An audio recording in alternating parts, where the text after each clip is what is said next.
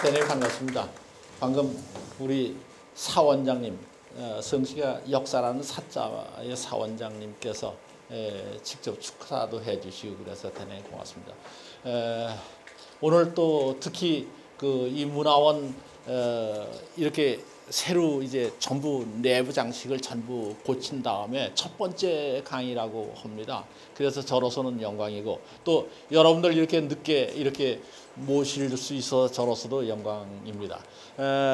제가 이제 원래 계획한 것은 10번에 걸쳐서 강의를 하도록 되어 있는데 하여간 저로서는 최선을 다해서 이제 하겠습니다. 혹시 지금 대중적인 강의이기 때문에 여러분들의 청중들의 말하면 생각이나 이제 뭐 또 수준이랄까요, 이제 이런 것이 각각 다를 수 있기 때문에 혹시 이제 들으시다가 이제 묻고 싶으신 부분이 있으면 언제든지 이제 시간을 내서 저도 이제 제가 말씀드릴 수 있는 부분은 다 말씀을 드리도록 하겠습니다. 제가 오늘 첫 번째 얘기는 이제 맨 처음에 이 커다란 10번 강의의 제목은 자치통감을 통한 이제 중국 문화의 이해라고 하는 제목을 가지고 이제 말씀을 드릴 건데 10번에 걸쳐서 할 거. 이건 뭐 개인의 얘기인데 이걸 이제 그냥 넘어가겠습니다. 이게 뭐 이건 10번에 걸친 거니까 이런 적인데 첫 번째 강의가 이제 제목을 이렇게 달았습니다. 종이 30만 권을 준비하라. 이게 꼭 무슨 뭐 작전 명령 같은 이제 제목을 달았는데 이게 누가 한 얘기냐면 바로 이제 우리나라에서 조선시대 제4대 이제 임금이 세종이라고 하는 임금이 계십니다. 그분께서 이제 한 제목인데 이것을 제가 이런 방식으로 일단은 강의를 진행하겠다는 말씀을 드리겠습니다. 자, 여기 오는 이게 여러분 다 아시는 바대로 이것이 조선 왕조실록에서 세종께서 종이 30만 권을 준비하라고 하는 내용이 기록된 조선 왕조실록입니다. 보이실지 모르겠습니다만은 여기에 명조인 자치통감 지 5만 권 뭐 어쩌고 저쩌고 이렇게 해 나간 부분이 있습니다. 이것을 갖다 조금 더 이제 좀 그대로 이제 좀 큰 글씨로 해가지고 보면 이렇게 써 있습니다. 명조인 자치통감 지 5만 권 우 조지소. 뭐 다 이 정도는 한문 다 아실 거라고 이제 보고 명령을 내렸다. 뭐냐면 자치통감을 인쇄할 수 있는 종이를 만들어라. 그런데 그 종이를 얼만큼 만들냐면 조지소라고 하는 건 중앙정부에서 말하는 조정에서 있는 종이를 만드는 기관이 조지소인데 여기서 5만 권을 만들고 그다음에 10만 5천 권은 경상도에서 만들고 그다음에 7만 8천 권은 전라도에서 만들고 그다음에 3만 3,500권은 충청도에서 만들고 3만 3,500권 똑같이 강원도에서 만들고 그래서 합하니까 30만 권입니다. 종이를 30만 권을 만들어라. 왜 만드느냐? 아까 얘기대로 자치통감을 인쇄할 종이다. 이게 이제 여러분 30만 권이라고 하는 게 요새 보통 이제 종이에 대한 개념이 우리들에게 잘 없습니다. 요새는 이런 개념을 쓰지 않으니까 예전에는 이 종이가 나오기 전에는 비단을 썼습니다. 비단에 이제 한 롤이라고 할까요? 그거를 갖다가 이제 예전에 이제 종이가 없으니까 비단에다 글씨를 썼어요. 그것을 백서라고 얘기를 하는데 거기 비단에 글씨 썼는데 한 롤을 갖다가 이제 하면 쭉 둘둘이 말아서 했는데 나중에 종이가 나니까 이것을 그 크기만큼의 종이를 갖다 잘라서 이걸 한 권이라고 얘기를 합니다. 그래서 이제 우리가 한 권이라고 하는데 요새 관념을 가지고 얘기하면 책 이만한 거 한 권을 한 권, 또 그 두꺼운 것도 한 권 이렇게 얘기했는데 예전엔 종이의 분량에 따라서 그 크기를 갖다 길이를 갖다 얘기를 했습니다. 그래서 이제 혹시 이제 집에 가시면은 이제 한적 같은 거 있습니다. 옛날 책들 같은 게 있는데 이 옛날 책들 보면은 이제 한 책으로 묶어 놓은 거 한 책에 2권이 보통 들어가 있습니다. 또는 3권 들어가 있습니다. 많은 건 4권 들어가 있는 것도 있지만 그 아주 근세한 것은 4권 들어가 있는 것이지만 대체적으로 이제 한적의 경우엔 1책 2권 또는 2책 4권 도서관에서 찾아보시면 이렇게 됩니다. 그건 왜 그러냐면 책이라고 하는 것은 이거 하나로 묶었다는 뜻이고 권이라고 하는 건 그 분량의 크기를 말하는 겁니다. 그래서 이제 이제 어떤 이제 문집을 가서 보시더라도 이러한 걸로 돼 있는데 그 30만 권이라고 하는 것은 이제 그런 정도의 크기다.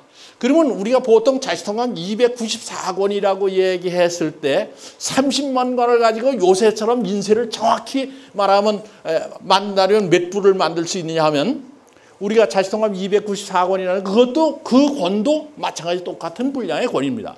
그렇기 때문에 30만 권을 가지고 종이를 만들면은 자시통감을 1000부를 찍을 수 있는 분량입니다. 자, 그래서 이것이 세종 이제 16년에 이제 나온 얘기인데 다 아시는 바대로 세종대왕 이제 사입니다. 자, 그러면 세종대왕이 도대체 어떤 분이길래 이 자시통감을 갖다 만들기 위해서 각 도에다가 종이를 갖다 이렇게 만들라고 명령을 내렸을까 하는 겁니다. 세종 다 아시는 얘기이기 때문에 이건 좀 빨리 지나가도 될 것 같습니다. 가장 중요한 것은 세종 시대에 우리 역사에서 가장 빛나는 문화를 이룩하신 시대라고 얘기할 수 있습니다. 자, 보시죠. 팔도 지리지. 요새 지리책이라고 하는 게 흔한 얘기입니다만은 이 지리라고 하는 것은 가장 뭐냐면 거리를 재야 되고 방위를 재야 되고 하는 거거든요. 혹시 예전에 그 텔레비전에 무슨 세종 관계된 그런 연속극 같은 보는데 혹시 누가 소를 갖다 몰면서 이제 달구지를 타고 가는 거 그거 보셨습니까? 보셨죠? 안 보셨어요? 길이 잰다고.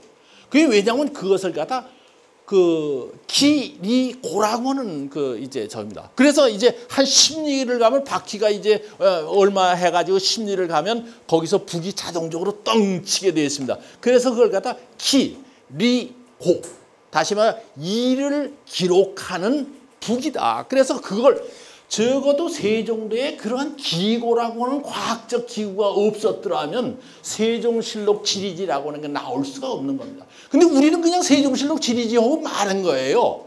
그 세종실록 지리제가 나오기 위한 그 사회적 분위기라든가 그러한 과학적 수준이라든가 이런 것을 갖다 거기까지 우리가 유추해 넘어가지 않으면 사실은 안 돼. 그런 식으로 생각하니까 여기에 어떤 것들이 다 맞아. 칠정산이라고 하는 것도 이거 천문 거죠. 그때 계산한 것이 1년은 365일 251이다 라고 하는 것이 계산됐던 시기가 바로 세종 시기입니다. 여기에 이제 그 다음에 향약입니다. 이건 약품, 의약입니다. 그렇죠. 장영실 이건 지난번에 그 텔레비전 나왔던 거고 그 다음에 역사 실록청도 만들고 추구기, 의방류치 그 다음에 우리가 자랑을 하는 훈민정음. 그 다음에 이제 그림에서도 이제 안견의 안평대군 꿈을 그는 이제 뭡니까? 몽유도원도. 그러니까 과학에서부터 이제 말하면 역사, 그 다음에 의학, 그 다음에 어학, 미술, 어느 분야라도 말하면 세종대만큼 우리나라의 문화가 융성한 시기가 없지 않았나 하는 생각을 가집니다. 그런데 그러한 시기에 말하면 이 자시통감을 이제 세종 16년 1434년에 이제 만들었다. 그런 얘기를 볼 수 있습니다. 자, 지금 말씀드린 대로 이러한 종이를 만든다고 하는 것은 요새같이 30만 권 만드는 거 그 제지공장에서 나오면 가만히인데 그때의 과학기술이라든가 그때의 말하면 생산기술의 입장에서 본다면 이 30만 권을 만들기 위해서 각 도로 분산시켜서 만들 수밖에 없습니다. 다시 말하면 전국적 규모 사업입니다. 국책사업 가운데 하나라고 볼 수 있습니다. 그 경비를 누가 부담하느냐? 국가에서 부담하죠. 그리고 이걸 통해서 이러한 말하면 종전에 없던 그러한 물량의 종이를 만들기 위해서 무엇이 필요하면 새로운 종이를 만드는 방법까지 개발이 되게 되는 겁니다. 자, 보시죠. 다시 왕조실록을 보겠습니다. 네, 전지 임금의 말씀을 전하는 거죠. 임금의 말씀인데 저라고 하는 건 당나무입니다. 당나무인데 이것을 이 국고미 환약이라. 그러니까 국고의 나라의 창고에 있는 쌀을 가지고 이 당나무 종이 재료인 당나무를 갖다가 바꾸도록 해라. 그리고 거기서 당나무를 만드는데 이러는 사람이 필요한데 그 이러는 인력을 갖다가 어디서 구할 거냐? 이제 경내 스님들, 요새 스님들 들으시면 이제 상당히 별로 기분이 좋지 않게 생각하실 거지만 조선 시대에는 스님들을 별로 높이 대우하지를 않았던 겁니다. 그래서 이것을 이분들을 갖다 해서 하고 이분들에게 의복과 양식을 좀 줘라. 근데 당나무로 30만 권을 만든 당나무가 우리나라 전국을 뒤져도 없다는 거예요. 한꺼번에 이렇게 많은 물량을 만드는 게 없으니까 할 수 없이 고절이라고 하는 게 이게 쑥대, 그 다음에 모맥이라고 하는 거, 모맥이라고 하는 거 이게 볏짚 종류의 이건 하여간 그런 겁니다. 그 다음에 절주피라고 하는 건 이제 대나무 껍질 이런 등등의 여러 가지 당나무만 가지고 만들려고 해서 그 종이를 다 분량을 못 만들 테니까 이런 것들을 갖다 섞어서 만들라라고 하는 것이 또 세종의 이제 뜻을 전하는 겁니다. 그러니까 말하면 이 왕이 말이죠. 과학적 방법, 제조 방법까지도 이렇게 일일이 챙길 수밖에 없는 상황이었다. 이렇게 하면 그래가지고 하면은 우선 제일 좋은 것은 이제 뭐냐 하면 매 5푼에 저 1푼 하라고 해서 만들어라. 그렇게 되면 5푼하고 5대 1에 말하면 배율로다 이걸 섞어서 종이를 만들면 그다음에 지력 초강, 종이의 질이 굉장히 강해진다. 이게 임금이 직접 이게 챙겼던 것을 갖다 우리가 알 수 있습니다. 자, 그러면 이 자치동금 이게 30만 권 가지고 만들어서 뭐 할 거냐 이렇게 얘기할 때 이런 얘기를 썼습니다. 여긴 내가 인쇄하고 싶다. 뭐를? 자치동감을. 그래서 반저 중회 안팎에다가 이것을 반포해주고 싶다. 나눠주고 싶다. 그랬는데 30만 권 가지고 말하면 종이를 이제 자치동감을 한 5, 600건 요새식으로 치면 5, 600질을 만들 수 있을 것이다. 30만. 이 30만 가지면 아주 1000부 정도 찍을 수 있는 건데 왜냐하면 인쇄술이 발달하지 않으니까 종이의 허실이 많았던 것으로 볼 수 있습니다. 그냥 5, 600건을 만들라. 자, 그러면 이때에 세종 임금이 이제 따져보니까 37살이셨어요. 그게 참 저도 이제 저 사실을 보면 참 세종대왕은 대단히 훌륭합니다. 요새는 37 되면은 젊은이라고 보통 얘기를 하는데 이때 이런 일을 했습니다. 이때 인구가 얼마냐 하고 쭉 조사를 해봤더니 말이죠. 세종 5년에 14년에 지리지에 나와 있는 게 22만 6,390호가 있다. 호수로. 인구로는 약 70만. 인구조사가 제대로 되지 않았을 겁니다. 이 시기에. 그러나 실록에 기록된 것은 이 당시에 우리나라의 인구가 70만 정도였다. 그렇게 벌써 이건 정조시대 그 후에 이제 한 300년 지나면 인구가 한 740만 명 되는데 10배 정도 느는데 이때 실록을 가지고 뒤져보면 이렇게 나와 있습니다. 자, 그럼 따져보면요. 인구 70만 명의 자치통감을 600지를 인쇄해라. 500지 내지 600지를 인쇄해라.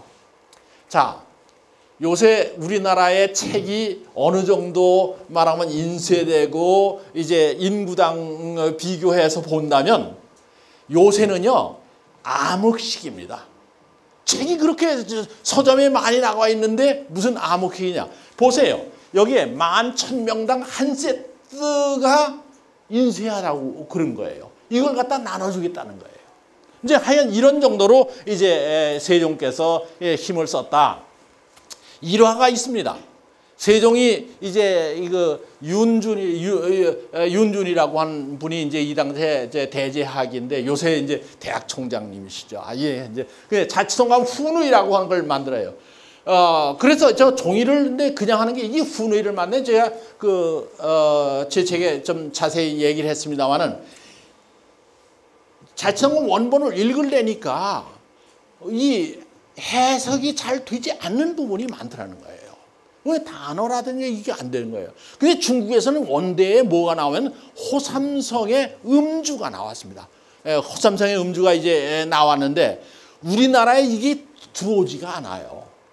호삼성의 음주만 완전히 다 들어왔으면 아마 훈의를 안 만들었을지 모릅니다.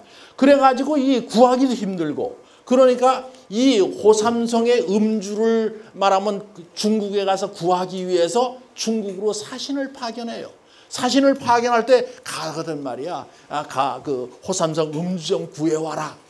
근데 지금 이번에 사신 가는 목적이 다른 데 있는데 어떻게 그렇게 할 수 있습니까? 그러니까 그래도 어떻게 눈치껏 좀 갖고 와라. 뭐 이런 얘기가 실록에 나와 있습니다.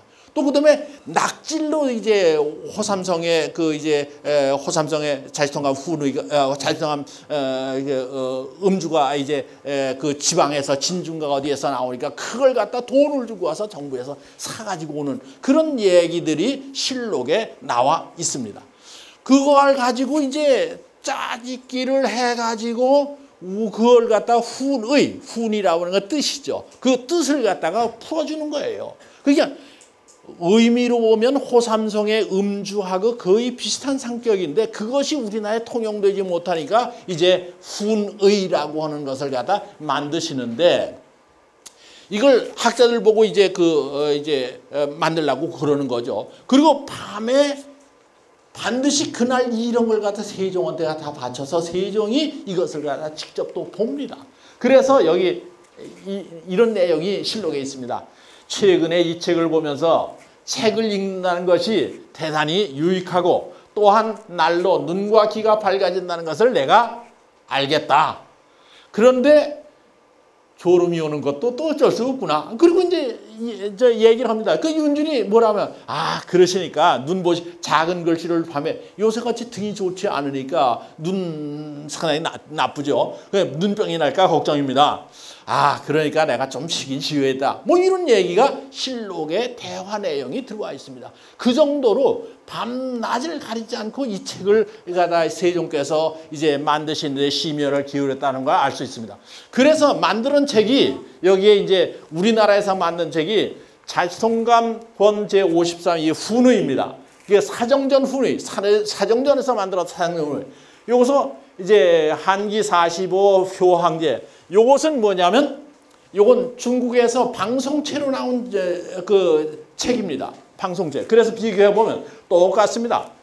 자치통감 53 여기서 무슨 사마광이 했다. 그다음에 한기 45 효질제 뭐하고 한 내용이 똑같습니다. 그래서 이렇게 해서 이러한 책을 갖다가 구할 수 없으니까 우리 쪽에서 훈의를 만들어서 우리 책을 구할 수 없으니까 우리라도 그걸 만들어서 뭐 하는 거야? 뭐 하려고 만드느냐? 익히려고 그러는 겁니다. 읽히려고. 이것은 조금 다른 편입니다만은 제가 좀 뒤지다 보니까 우리나라에 이 경작 면적과 거기서 걷어들이는 세금을 갖다가 이게 얼마나 정확한지는 모르겠습니다. 하여간 학자들이 연구해서 만들어 놓은 거니까 이걸 가지고 보면 요 공양왕 때예요. 요것이 뭐냐 하면 요거 세수고 요것이 경작 면적입니다. 그래서 태종 때, 세종 때에서 이렇게 올라갔습니다. 그리고 그 다음에 선조 때는 경작 면적은 그대로 있는데 이게 혼란스러우니까 세수는 적어졌죠. 그래서 이렇게 해서 적어도 세종 때에 말하면 경작 면적이 후대에서 고종 때와 거의 변함이 없다는 걸 알 수 있습니다. 거의 400년간 이런 말하면 그 이제 경작 면적이 늘지 않았던 것을 우리가 볼 수 있는데 그만큼 세종 시대에 말하면 정치, 경제, 문화 모든 것에서 우리나라에 말하면 가장 융성한 시대가 되지 않았나 하는 것을 갖다 이제 볼 수가 있습니다. 자, 그러면 세종께서 이제 자치통감을 저렇게 힘들여서 만들었는데 자치통감이라고 하는 것이 조선왕조실록에 얼마나 이제 나왔을까 하는 걸 이제 조사를 해봤더니 자치통감이 우리나라에 전달된 건 삼국사기, 김부식의 삼국사기가 1145년에 만들어졌는데 그 한 50년 전에 중국에서 자치통감이 처음으로 인쇄가 됩니다.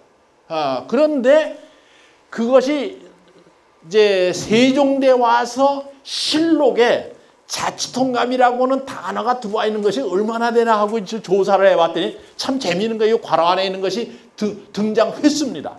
그래서 이렇게 이 세종 때인데 세종 때 80회가 등장을 합니다. 그다음에 세조 때 41회. 제가 많은 것만 좀 추려봤어요. 성종 때 71회, 선조 때 49회.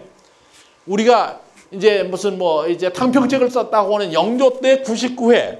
요것은 이제 마지막에 순종 때인데 이게 130회에 나왔던데 이렇게 들여다봐요. 중종 때 69회. 이렇게 보면 여러분들이 한국사를 조금 더 이해를 하시면은 저 빨간 글씨로 썼던 임금 시절이 그래도 우리나라에서 그래도 어느 정도 정치가 됐던 시기가 아닌가 하는 생각을 라프하게 생각해 볼 수 있습니다. 다시 말하면 자치통감이라고 하는 책이 그냥 책이 아니고 그것을 얼마나 강조하느냐에 따라서 그 시대의 말하면 정치적 상황이나 문화적 상황이나 경제적 상황이 상당히 우리 후대 사람들이 보기에 상당히 괜찮았던 시절이다라고 하는 것을 증명해 볼 수 있는 자료가 아닌가 싶습니다. 자, 그래서 이제 세종의 아드님이죠. 세조께서 이제 과거 시험을 봐가지고 인재를 선발하는데 이제 먼저 합격자가 4사람이 있었다는 거죠. 그 가운데 제일 잘한 사람 둘 뽑았어요.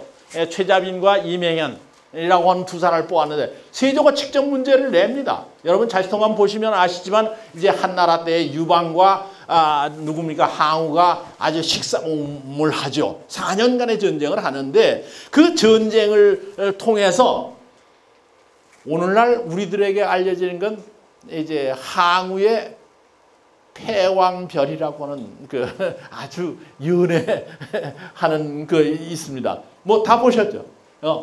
근데 그 멋진 그러니까 사나이다운 항우의 모습, 역발상 기계상하는 항우의 모습, 역사에서 고조와 항우 가운데 누가 더 올바르고 위대하냐 하는 것이 문제였습니다. 그 구슬신문인데 최자빈은 항우라고 대답을 했고 이맹현은 한고조라고 대답을 했답니다. 그러니까 이제 세조가 그럼 이제 이맹현이 1등이고 그다음에 최자빈이 2등이다. 이런 기록이 어디에 있느냐면 증보문헌비고에 나와 있는 걸 갖다 우리가 확인할 수가 있습니다. 자, 제가 지금 장황하게 세종대에 자치통감이 얼마나 많은 국력을 들이고 많은 사람들의 관심을 가지고 모든 사람에게 읽히려고 했겠느냐 하는 얘기를 했는데 그러면 도대체 자치통감이 뭐길래 그러냐. 제가 서두에 그런 말씀인데 자치통감을 많이 읽은 많이 등장하는 왕이 있었던 시절은 그래도 우리가 역사에서 괜찮은 시대라고 얘기를 하는데 자치통감이 뭐길래 그러냐 하는 얘기입니다. 자, 자치통감이 이제 완성된 것은 북송 시절입니다. 북송 시절에 1084년에 완성이 되고 1092년에 이제 목판으로 인쇄를 갖다 하기 시작해서 이때 초판이 나옵니다. 아까 그래서 이 1092년에 초판이 나왔는데 우리 김부식의 삼국사기는 1145년이거든요. 1145년이면 약 한 5, 60년 정도 차이가 납니다. 그런데 중국에서 만들어진 책이 우리나라에 전달되는데 얼마나 시간이 걸리는지 혹 아십니까? 대체적으로 저기 하지 않지만 한 200년 정도 걸렸습니다. 200년. 그게 우리가 문화에 대한 수입이라고 하는 것이 어느 정도 느리다 하는 걸 알 수 있는데 어쨌거나 이 시기는 말하면 1145년이라는 시기는 중국에서 북송과 남송으로 바뀌던 그 시절입니다. 그때 김부식이 3번 중국에 사신으로 간 일이 있습니다. 북송 시절에도 갔었고 남송 시절에도 가서 3번 갔는데 우리나라 당대의 최고의 지식인이라고 볼 수 있고 물론 권력도 있습니다만은 그래서 1092년에 만들어진 중국에서 만들어진 자치통감이 아마 김부식이 봤을 것이다라고는 생각을 충분히 할 수가 있습니다. 그래서 삼국사기를 여러분이 보시면 삼국사기의 주위에다가 어떤 내용이 있냐면 요 내용은 자리통감에서 그 자치를 이제 다스릴 지자를 갖다 다스릴 이자로 바꿔서 자리통감에서 나왔다 그렇게 쓰여 있는 걸 볼 수 있습니다. 왜 그럴까요? 이것은 이 피휘라고 하는 겁니다. 임금의 이름은 문장이나 이런 글에다 써서는 안 되도록 되어 있습니다. 그래서 사실은 이런 원칙 때문에 임금이라고 하는 상당히 이제 하느님 같은 존재니까 그 이름자를 갖다 함부로 입에 올릴 수가 없고 문장에 올릴 수가 없다. 그래서 그거와 비슷한 글자를 갖다가 대신 써나가는 방법, 이것을 피휘라고 합니다. 죽은 사람 이름을 갖다 휘라고 그러니까 죽은 사람 이름을 갖다 피해서 피휘라고 얘기를 하는데, 그래서 우리나라에 이 치자를 피휘한 거예요. 그 치자 누군가 봤더니 저기입니다. 당나라 이제 당태종의 아들 당고종. 고종의 이름이 이치입니다. 그런데 지금도 이게 뭔지 모르겠어요. 왜 이것을 갖다가 당태종인데 그 고려시대하고 우리나라 임금도 아니고 저 당나라하고 그것도 역사도 지나간 건데 이치를 갖다 피휘했을까? 하여간 이런 생각을 하긴 하는데 그 얘기를 따져볼 지금 시간은 아니고, 어쨌거나 말하면 자리통감이라고 하는 것이 그럼 얼마 정도가 자치통감에서 인용했는지 따져보지 않으셨죠? 제가 이 자치통감을 이렇게 읽다가 북위 시절에 고구려가 저쪽 중국의 북위가 이제 북조가 이제 통일이 돼 나가요. 통일이 돼 나가니까 이제 상당히 국제 정세가 새로운 변화가 있죠.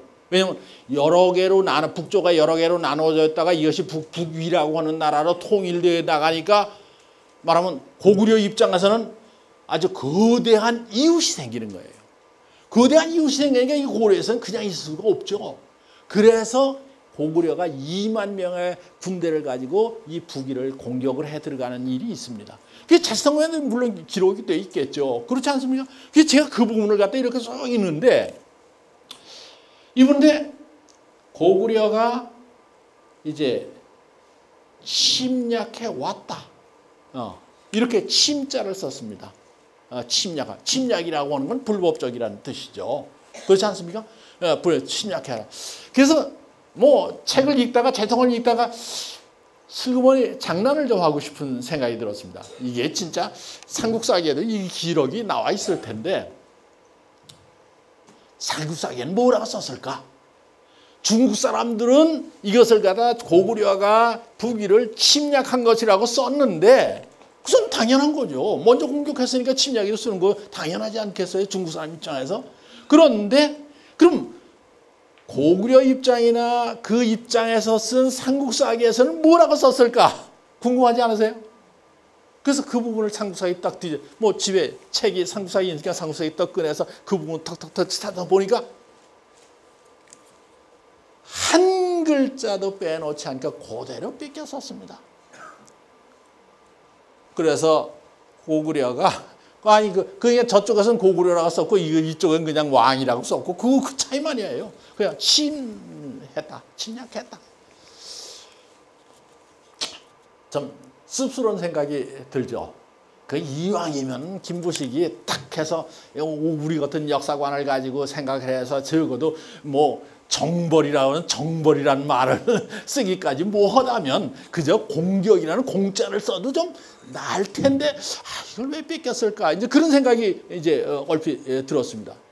뭐 실제로 아주 냉정한 입장에서 본다면 뭐 이쪽에 통고 안 하고 들어갔으니까 침략은 침략이죠. 틀릴 것도 없죠. 그러나 이왕이면 그 어느 쪽 입장에서 쓰냐에 따라서 그건 조금 바꿔줄 수도 있는 건데 하는 생각이 제가 들어서 이제 그래서 이제 그 후에 이거 언제 한번 삼국사기하고 자치통감에 어느 정도나 말하자면 이제 그 빌려와서 썼느냐 하는 것을 이제 한번 조사해 봐야겠다. 그런데 뭐 다른 일 바쁘고 그러니까 할 새가 없어요. 그렇게 자치통감 번역 다 끝내고 그리고 이제 뭐 출판도 어느 정도 이제 되고 그랬을 때 한 2달 걸려서 이걸 갖다 자치통감하고 삼국사기의 고구려 본기 하고를 갖다 이렇게 글자 하나씩 대조해 봤어요. 그러니까 삼국사기에 실린 부분이 자치통감에 어떻게 실렸고 자치통감에 실린 부분이 어떻게 실렸나. 근데 놀랍게도 대무신왕 이후에 우리나라의 고구려 본기의 약 80% 정도가 자치통감에서 뺏겨왔습니다. 그 지난번에 저쪽 서울문화사학회 그쪽에서 뭐 얘기를 해달라고 해서 그 얘기를 했더니 거기 계시는 분들 그런가 이제 그러신다. 근데 이거 하나하나 대조하는 그런 꼼꼼한 연구가 안 되기 때문에 이 얘기를 못한 거예요. 그동안 뭐 다 나와 있는 건데 하여간 그래서 우리나라 하여간 삼국사기 이제 그렇게 해서 이제 우리나라 삼국사기 그러니까 삼국사기가 그래 이제 내 삼국사기 전문하는 그 학자들하고 도대체 왜 그래서 그리고 얘기를 하니까 그때 이제 당나라한테 고구려가 망했기 때문에 고구려에 대한 자료가 없어서 거기서 끌어올 수밖에 없었지 않겠느냐라고는 얘기를 합니다. 그건 뭐 맞는 얘기인데요. 그렇다고 해서 요건 조금 바꿀 건 좀 바꿨으면 좋았을 것 같다는 생각을 이제 부연해서 말씀드리고 자 그러면 이제 우리 김부식의 그런 얘기고 이 자치통감이라고 하는 책이 아까 세종이 그렇게 하셨다고 그랬는데 그러면 세종대왕만 그런 거냐? 여기 몽고의 쿠빌라이가 있습니다. 쿠빌라이라고 하는 분은 이제 몽고 이제 징기스칸이 이제 해다가 육반산에 죽습니다. 그리고 이제 중국으로 온 사람이 쿠빌라이인데 중국으로 들어오는 거예요. 금나라 망치고 이제 중국을 석권하려고 할 때 쿠빌라이가 중국 학자 가운데 어떤 사람 조금 나옵니다만은 만나서 이때 자치통감 얘기를 듣습니다. 자치통감 얘기를 듣더니 그거 참 좋다. 거기에 무한한 지혜가 있구나. 그러니까 나중에 이것을 몽고어로다 번역을 해가지고 우리 몽고 사람들에게 읽혀야겠다. 그런 얘기가 원사에 기록돼 있습니다. 그 다음에 이제 조금 이따 얘기하면 이제 모태통 얘기는 아주 좀 전에 내가 그 이제 올라가서 원장님하고 여기 문화원 원장님하고 앉아서 얘기했는데 자치통감 얘기가 그 모태통이 17번 읽어. 우리 원장님도 그런 다 아셔요. 17번 읽어. 자, 요건 자치통감 저자고요. 사마광. 이 사진이 여러 가지인데 그림도 있고 그런데 이게 그래도 가장 그 이제 남아 있는 게 저기에서 하지 않나 이런 생각을 해서 요거는요. 자치통감을 마지막에 짓고 그 다음에 이 사마광이 재상이 됩니다. 재상이 될 때 재상 임명장이 이렇게 깁니다. 처음 보셨죠? 아마 처음 보셨을 겁니다. 이게 우리나라엔 제가 이거 소개해서 요새 사진 댕깁니다. 이게 말이죠. 이 사진을 보고 제게는 일화가 하나 있습니다. 그 제가 이 자치통감을 막 이제 해가지고 출판하고 한데 바쁜데 무슨 일 때문에 이제 대만에 갈 일이 있는데 대만에 고궁박물원이라고 있습니다. 고궁박물원이라고 하는 이제 뭐 다들 가보셨을 거라고 이제 보는데 고궁박물원에 딱 이제 들어가는데 그때 마침 그렇게 그걸 알고 간 건 아니에요. 그 어떤 분하고 이제 갈 일이 있어 꼭 갔는데 알고 간 건 아닌데 이제 2년인가 동안 전부 개수 작업을 했다가 그날 오픈을 했어요. 고 임박해. 그게 딱 들어갔는데 다 아시다시피 공방문의 그 수장고에는 이것을 갖다 6개월에 한 번씩 바꾸면은 20년이 걸려야 다 그 전시가 가능하다고 하는 얘기를 하는 사람이 있습니다. 그러니까 이 수장고에서 한 번 나와서 전시된다고 하는 것은 아무리 빨라도 20년에 한 번 정도 있어. 아주 중요한 거 외에는 말이죠. 적어도 서화에 관한 것은 이제 그렇습니다. 그게 딱 들어가는데 이게 있어요. 원래는 오른쪽으로 이렇게 돌아 들어가야 되는데 제가 들어가자마자 왼쪽으로 들어가는데 이게 말이죠. 이게 지금 종이가 너무 길어서 세 개로 사진을 잘라놓은 거예요. 이것이 여기에 딱 붙어 있어서 이것이 저쪽 끝에서 여기까지 이렇게 전시가 되죠. 한 장이. 그러니까 이거는 한 장밖에 없는 거잖아요. 임명장 두 번 임명장이 있을 리가 없잖아요. 근데 이걸 제가 봤어요. 그래서 제가 어느 책인가 이걸 썼어요. 아마도 이 사마광 선생께서 내가 내 걸 여기다 전시하니까 권아무개 넣어와서 대만 와서 봐라. 그건 나한테 게시한 건 아니지만 하여간 우연하게 가서 그렇게 이제 보게 됐습니다. 아까 그래서 이거 이제 이유입니다. 사마광을 재상으로 해야 되는 이유가 여기까지 쫙 썼어요. 그리고 여기에는 부서하는 사인 여러 사람들이 쭉 여기 여러 사람들이 쭉 사인한 거죠. 그리고 요거는 황제가 제라고 하는 황제의 명령이니까 제가 이런 저기를 했습니다.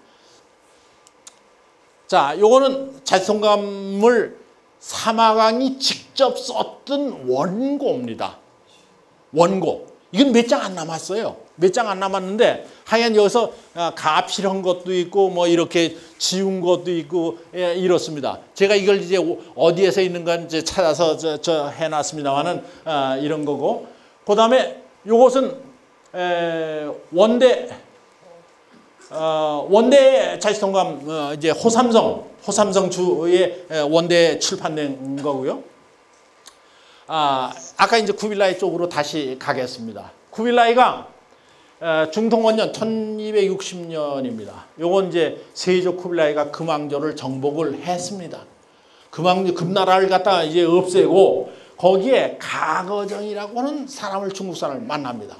가거정이라는 사람을 만났는데 거기서 이 사람을 중국 사람임에도 불구하고 중소 좌우사 낭중이라고 하는 벼슬을 주고 이 사람이 자기가 다니면서 그 옆에서 이제 말하면 요새식으로 보면 자문 역할을 하게 하죠.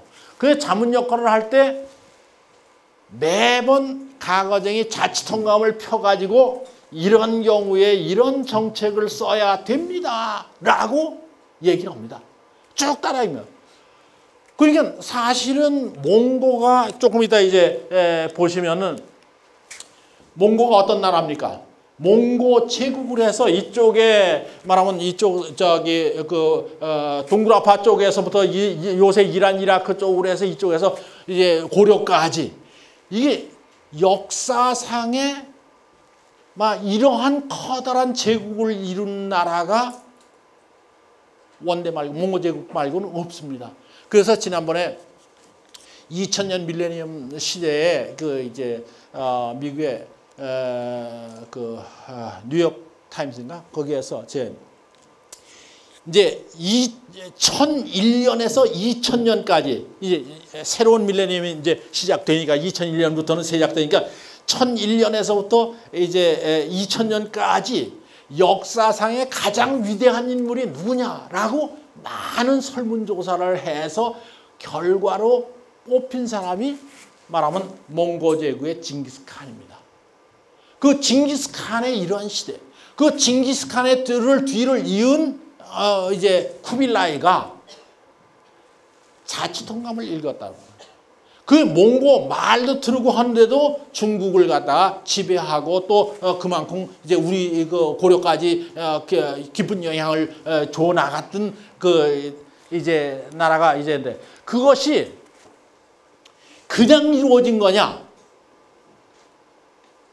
봐도 전쟁통에, 그렇지 않습니까? 지금 쿠빌라이가 이제 정보를 나가는 전쟁통에 자치통감을 펴서 그걸 읽고 그거에 따라서 정책을 수립하고 뭐 여러 가지 할 일들이 많죠. 꼭 전쟁이란 싸우는 것만이 아니고 백성들을 갖다가 어떻게 말하면 다루느냐 하는 문제, 어떻게 말하면 안정시키느냐 하는 문제까지 전부 자치통감 속에서 이제 나와서 그것을 그래도 실천해 나갔던 분이 쿠빌라이가 아닌가 이런 생각이 듭니다. 그러니까 이제 지원 8년에 가서는 지원 6년에 가서는 통감 저료라고 하는 건 나중에 이제 말씀드리겠습니다. 통감이 자치통감이 294권인데 그걸 50권으로 이제 강지라고 하는 사람이 이제 북송 말년에 이제 계셨던 분인데 그 양반이 줄인 거예요. 우리나라에서 통감이라면 통감 저료죠.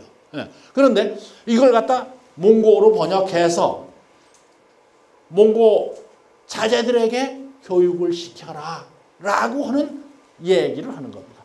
그런데 지원 28년에 통감 저료를 가지고 몽골 국자학을 만듭니다. 이 국자라고 하는 것은 그 나라의 말하면 그 임금이나 그 귀족들의 아들들을 교육하는 데 가서 국자라고 얘기를 하는 거거든요. 우리나라의 국자감은 없습니다. 그죠? 오늘 고려시대는 있었어요. 고려시대에 있었는데 조선시대에 오면 국자감은 감히 쓰질 못했죠. 국자감이라는 말을 성균관 그렇게 썼습니다. 그러죠? 그런데 하여간 몽골 국자학을 설립하고 거기에 통감 저료를 갖다 교육을 시키고 그 다음에 1282년 몽골 문자로 된 탕감을 간행했다 이렇게 됐고 지원 20년에는 몽골어 자치통감을 동궁의 세자죠. 동국에 하사했다 이런 얘기했습니다. 이게 이제 제가 이 책을 썼더니 그걸 본 어떤 몽골 학자가 저한테 전화를 했어요. 그래서 선생님 뭐 몽골어로 된 통감 가지고 계십니까? 그거 가지고 있으면 좀 부자 좀 될 것 같은데 그건 없습니다. 기록만 가지고. 그래서 미안하지만 전 그거 없습니다. 그 기록을 보니까 그렇게 있습니다. 그렇게 대답을 했죠. 그랬더니 그분 이제 몽골 교수 입장에서는 그걸 참 구하고 싶었던 것 같아요. 저한테 전화까지 한 걸로 보면은. 그래서 이러한 거고 이 경연교제라고 하는 건 이게 뭐냐면 그 임금이나 대신들이 앉아서 거기서 교육시키는 우리나라에도 있어요. 경연청이라고 하는 게 있었고 이제 경연을 하는 게 있는데 여러 가지 그 책들을 갖다 교육시키는데 그 경연의 교재로 사용했다는 그런 기록이 있습니다. 그래서 이제 우리가 보면은 몽골이라고 하는 이게 뭡니까 들판에서 뛰는 그 가만히 안정되지 못한 그러한 그 풍속을 지닌 몽고족들에게도 적어도 정치를 무엇을 하겠다, 무엇을 안정시키겠다, 백성들을 어떻게 하겠다고 하는 정책을 피려고 하면 적어도 이러한 그 들판에서 노는 그러한 민족에게도 자치통감은 필요했다고 하는 것이 이제 할 수 있는 얘기입니다. 이게 이제 쿠빌라이의 초상입니다. 쿠빌라이 초상 이제 하고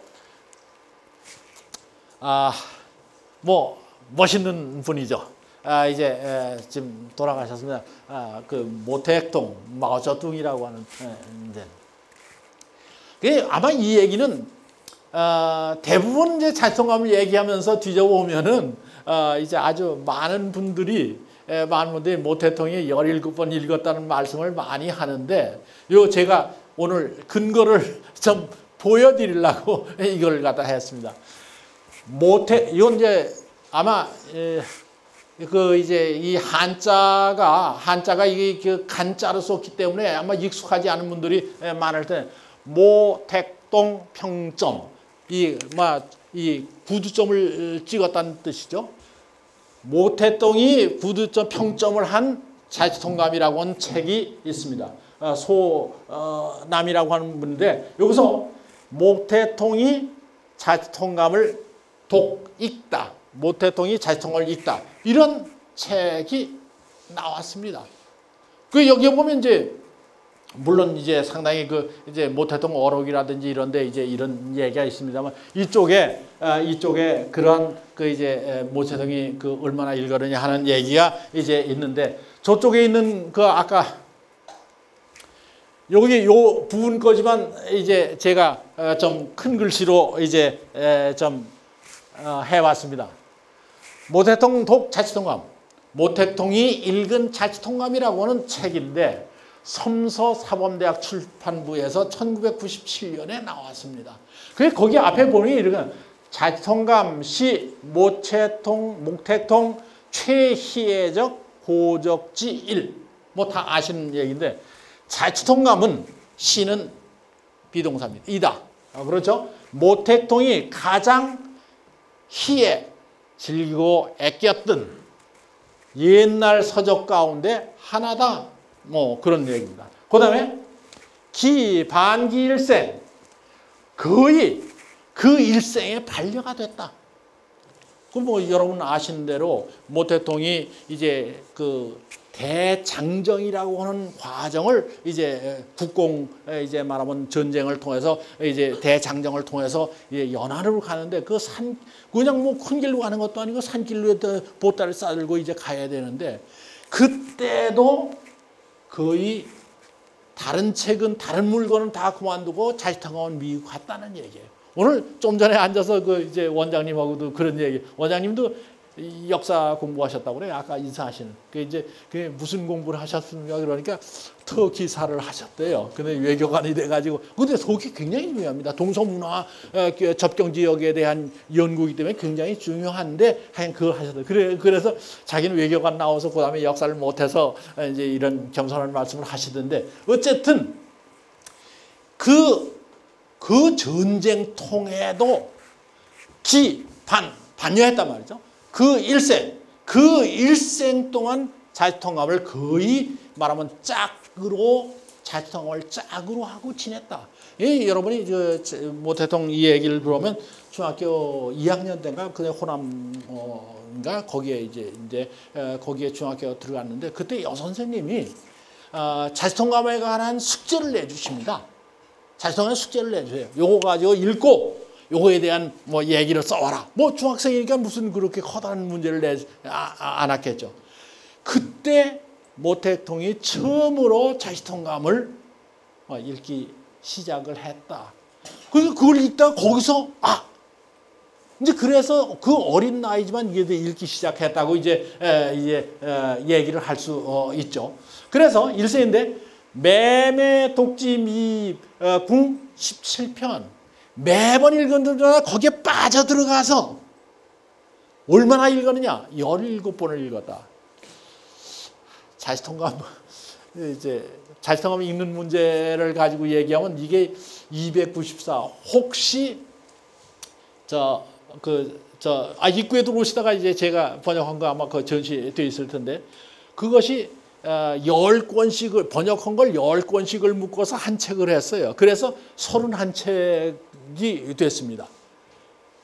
그래가지고 그때 그 완성했을 때 신문 기자들이 와가지고 장난 삼아서 당신 키하고 책하고 쌓아보셔. 그리고 같이 이제 찍어. 혹시 사진 보신 분들이 계시죠? 제 키하고 자치통감 이제 번역해서 쌓아놓은 책하고를 비교해서 이렇게. 그러니까 이제 그렇게 찍은. 근데 그거를 갖다 한 번 읽기도 어렵죠. 한 번 읽기도 어려운데 17번을 읽었다는 거예요. 근데 제 친구 가운데, 대만 친구 가운데 이제 자치통감을 아주 무척 좋아해서 자기는 이제 예술가입니다만은 자치통감 무척 좋아해요. 그래서 저를 아주 무척 좋아하고 아주 친한 친구인데 자기가 꼬박이 읽겠다고 마음을 먹고서 꼭 3년을 거쳐서 읽었다. 뭐 그런 얘기를 저한테 이제 하는 지금 제가 누구라고 얘기하면 뭐 아시는 분들이 꽤 되실 텐데 3년이 걸려 읽었다. 이렇게 얘기를 합니다. 그러니까 사실은 이게 17번 읽는다는 것이 이제 쉽지 않습니다. 저는 이제 석사 논문을 쓸 때 이제 중국의 명말에 왕선산이라는 사람이 있어. 그 우리나라에도 텔레비전에 많이 나와서 유명한 분이 계시죠. 그 양반은 왕부지의 철학을 연구했다고 이제 그 말씀을 하시는데, 왕선산의 책 가운데 어떤 책이냐면 독통감론이라고 하는 책이 있습니다. 독이라는 게 읽는다. 통감을 읽고 통감을 읽고 논평한다. 이제 그런 책입니다. 그게 왜 그때 그런 걸 갖다 주제로 했냐면, 그때 이제 석사 논문 쓰고 할 때가 아직 이제 나이가 어렸을 때고, 그러니까 그때 한참 그래도 뭐 애국심이라는 거, 국가가 뭐 어떻고 민족이 어떻고 뭐 이런 젊은 시절에 이제 그런 생각 갖게 되니까. 근데 이 왕선산이라고 하는 분이, 왕부지라고 하는 분이, 청나라가 이제 명나라 말기의 사람인데 청나라가 막 북쪽에서 내려오니까 이제 호남성 사람이에요. 평양 사람인데. 그래가지고 이게 패 들고 있던 사람이 이제 말하면 군대를 모집해요. 군대를 모집해가지고 청나라하고, 이게 됩니까? 청나라에 훈련된 군대하고 이게 뭐 모집한 군대가 됩니까? 그래가지고 대항하다 쫓겨서 산으로 들어갑니다. 그게 산속으로 들어요. 평양의 산속으로 들어요. 그래가지고 거기에서 일생을 보여야 됩니다. 그게 왜 그러냐면 이제 반청 활동을 했으니까 청나라 조정에서는 살 수가 없으니까. 그래서 그 호가 두 가지예요. 하나는 뭐냐면 선산, 배선자하고 滅산자예요. 그러니까 이 양반이 살던 데가 산속에 배같이 생긴 곳에 살았다. 그래서 선산이라고 호를 짓고, 또 하나는 먹고 살 게 있습니까? 산속에 들어가서. 그러니까 생강을 길러서 먹고 살았다는 거예요. 그래서 생강강자에서 강제 선생, 이렇게 이제 그 사람이 이제 그래서 이 사람의 책 속에는 뭐가 있냐면 아주 열렬한 애국주의가 있습니다. 주자학적 애국주의가 그 속에 아주 펄펄 이제 넘쳐 흘러요. 이 청나라들이 와가지고 말이야, 와가지고 이제 그게 이제 저도 이제 젊었을 때니까 이걸 가지고 이제 한다고 그래서 논문을 썼는데, 그리고 나서 이제 대만에 가서 공부를 하면서 이게 자치통감이 이제 왕선산이, 왕부지가 그 어떤 대목을 가지고 비평한 건데, 그 부분은 통감해서 찾아봤지만 전체적으로 통독하지 못했어요.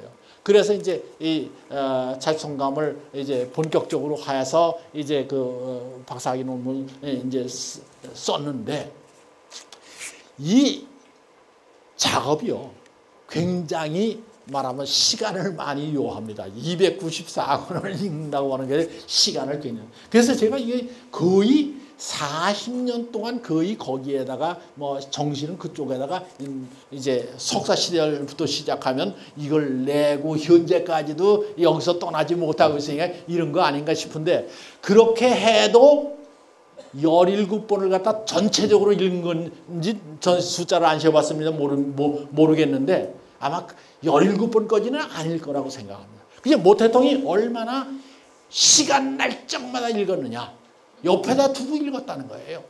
그래 이제 그 다음에 또 재미있는 그 다음 얘기는, 그래서 대량의 이제 표점을 짓고 뭘 했고, 그래서 이제 자치통감이 막 그 종이가 너덜너덜하게 됐다. 그랬는데 불석소. 그래도 그것을 아껴서 손에서 놓질 못했다. 그런 얘기입니다. 그래서 쭉 해서 뭐 일변인데 여기에 굉장히 그 읽을 때마다 도움이 많이 됐다. 그런 얘기는 늘 하는 얘기니까 그렇고.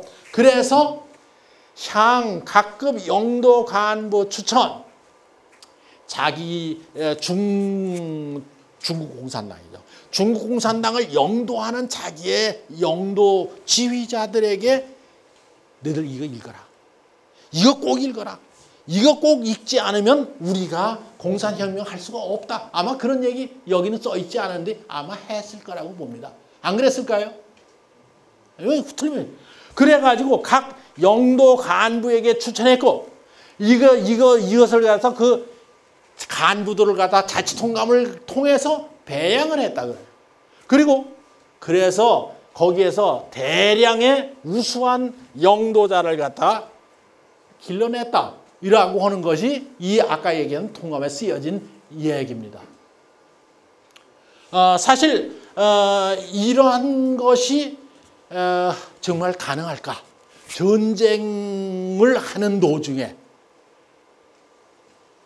우리가 죽느냐 사느냐 하는 전쟁을 하는 도중에도 이렇게 자치통감을 통해서 말하자면 인재를 기르고 이걸 통해서 지금은 지는 것 같지만 결국은 이길 수 있는 방법을 찾아나간다고 하는 것이 쉽지 않은 겁니다.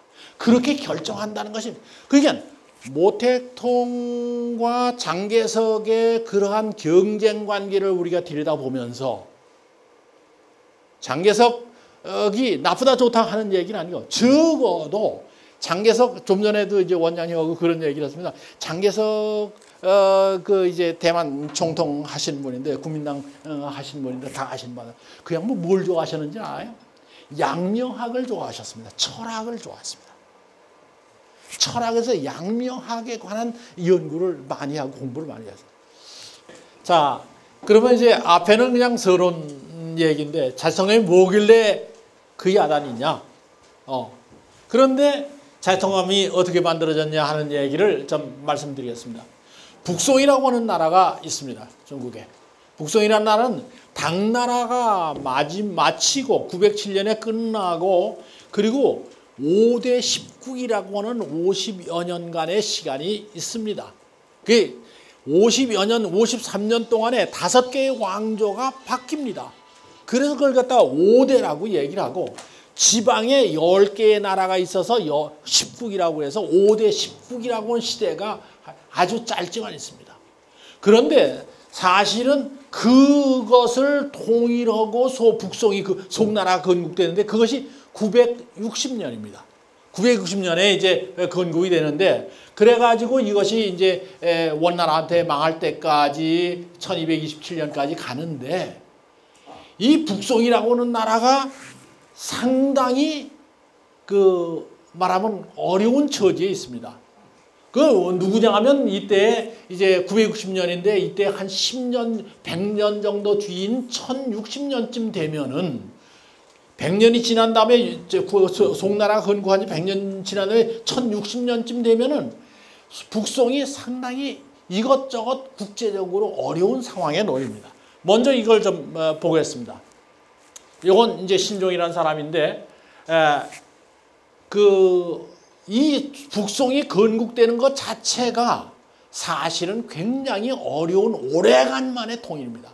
우리는 보통 중국의 역사를 볼 때 당나라 290년간 이렇게 얘기합니다. 왜냐하면 618년에서 시작해서 907년에 끝난다. 그러니까 이게 당나라 왕조입니다. 그런데 보통 그렇게 얘기하는데 그러니까 290년은 당나라 황제가 아주 절대적인 군주로서 군림했다고 우리는 그렇게 배웁니다. 그런데 중국 역사를 갖다 좀 들여다보면은 중간에 뭐 여러 가지 이제 그 나라가 흔들리는 얘기가 많이 있습니다. 가장 커다란 문제가 알록산과 사사명의 난이라고 하는 것이 755년에 일어납니다. 그게 618년에서 755년까지 요 기간이 그래도 당나라에 안정된 왕조로서 뭐 안정이란 말은 왕조 입장에서 볼 거냐 백성 입장에서 볼 거냐 이 얘기가 달라지긴 하지만은 하여간 왕조 입장에서 본다면 그래도 요 618년에서 750년 150년간 요 정도 140년 정도 비교도 안정된 시기고 그 다음에 755년서부터 시작해서 당나라 망할 이제 959년까지 907년까지 미안합니다. 907년까지 150년 동안 이건 뭐냐? 절도사의 시대입니다. 절도사라고 하는 것은 무슨 말이냐면은 이것은 하나의 요새식으로 얘기하면 군벌입니다. 한 지역을 군사 집단이 지배하는 거예요. 물론 황제가 있습니다. 근데 황제가 명령을 하면 명령을 먹혀 들어가야 그것이 왕조로서의 의미가 있는 건데 이때 내가 군사력을 가지고 있으니까 네 말 안 들어도 돼. 뭐 그런 겁니다. 그리고 뻗대고 오라 그러면 안 가고 뭐 그런데 뭐 그걸 없애려고 왜 안 했겠어요. 온갖 방법 다 해도 다 해봤죠. 거기다 이제 환관들이 저 군인들 말 안 되니까 환관들 내가 제일 믿을 수 있는 사람은 환관이다 해서 황제가 환관을 갖다 이제 군대로 이제 보내죠. 그래서 그걸 갖다 뭐라면 감군이라고 그래요. 얘기합니다. 군대를 감독한다. 당나라 때 그런 제도가 있다는 건 놀라지 않습니까? 요새는 군대에 그런 게 있죠. 있습니까? 없습니까? 있습니다. 군대에도 그러한 군사적인 걸 갖다 뒤에서 감독하고 하는 것이 형태와 힘은 달라도 있게 마련입니다. 중국도 마찬가지고 우리나라도 이제 그런 기관이 있죠. 그런데 이거 했네. 이거 제일 믿을 수 있는 사람은 누구냐면 이제 환관이니까 황제가 환관을 갖다 감군으로 각 절도한테 보냅니다. 맨 처음엔 어느 정도 그 감군이 하는 일이 뭐냐? 황제에게 이 승리했으면 승리했다는 보고하고, 그다음에 뭐 정치 잘하면 잘한다고 보고하는 그 임무를 띠고 있습니다. 그러니까 군사 지휘권은 없어도 보고하는 걸 가지고 권한을 가지고 있기 때문에 이 사람들이 마음만 조금 삐뚤게 먹으면 자기한테 잘 대우지 않으면 그저 씁니다. 이 나쁜 놈, 뭐 와이로 많이 먹은 놈, 나쁜 짓 많이 씁니다. 그러니까 이 사람한테 벌벌 기고, 그러니까 황제가 그걸 가지고 이 군대를 통제하게 하죠. 그러니까 나중에 환관이 힘을 쓰니까 뭐가 됩니까? 환관이 황제의 목을 칩니다. 가서 황제하고 환관들하고 나가서 공치하고 놀다 오다가 그날 공치하다 기분 나빴던 모양이죠. 그 황제가 와서 그 환관들이 한때 지어다가다가 싹 죽여버려요. 죽여버리고, 제가 거짓말이라고요? 있어요. 제가 그 책으로 썼으니까 또 보세요. 그러니까 죽여버려요. 그리고 죽이는 사람, 그 장사 지내는 사람 그 사람들이에요. 그럼 뭐라고 씁니까? 황제가 갑자기 부흥하셨습니다. 애고대고. 그 다음에 황제가 돌아가시면서 이러한 유서를 남겼습니다. 그걸 유조라고 합니다. 황제가 남긴 유서가 아니고 유조죠. 유조를 남겼습니다. 그 유조에서 그 다음 황제를 누가 뽑아요? 환관이 뽑는 겁니다. 그 같은 인식 가운데 뽑죠, 물론. 근데 제일 말 잘 듣는 사람 뽑는 거죠. 그런데 환관도 이게 숫자가 많으니까 또 파가 달라. 파가 다르면 저놈의 자식이 말이야, 이제 지가 멋대로 이제 조서를 썼어. 유서를 썼어. 저놈 나쁜 놈이야. 잡아 죽이고 내가 대신 유서를 써. 이러한 일이 벌어지는 것이 알록산 사사명의 난이 나서 당나라 망할 때까지 계속적으로 나타나는 겁니다.